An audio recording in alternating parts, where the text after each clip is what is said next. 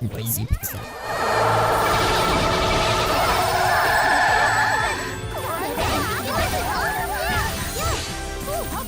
Loot is great and all, but do we really need it? I found that the looter games with their heavy grinding and repetitive tasks generally bore me to death after a good while. However, NIS America's loot-driven action RPG is one of the few games in the genre that, like a slot machine, keeps me going over and over again since I found it so addicting and fun. I'm Azara Lopez and this is Noisy Pixel's review for Lapis Labyrinth.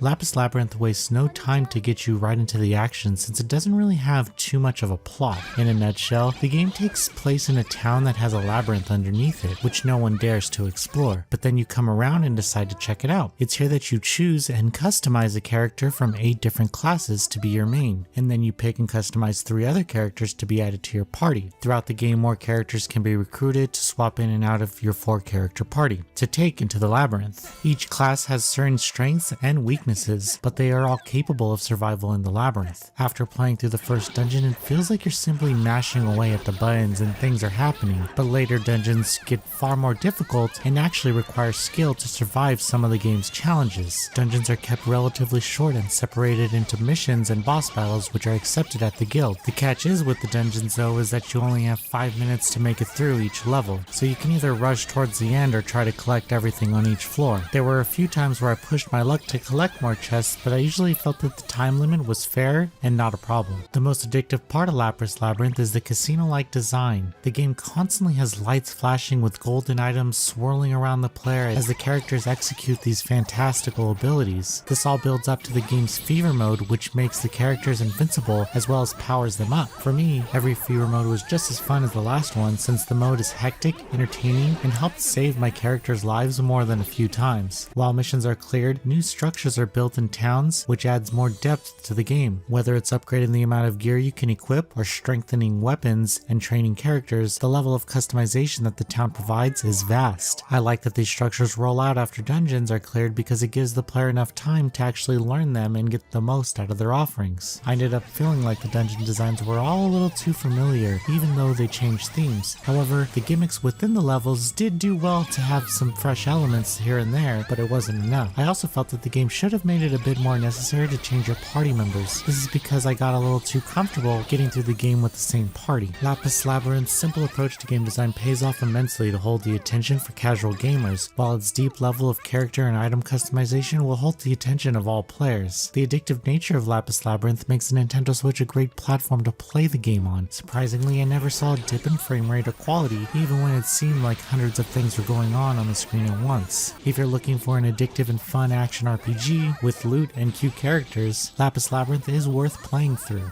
Noisy Pixel is giving Lapis Labyrinth a 7.8 out of 10. Thank you for watching. You can read the full review at noisypixel.net. Noisy Pixel is run by a group of gamers who work hard to deliver news, reviews, previews, and more. Please subscribe to keep up with all our future content.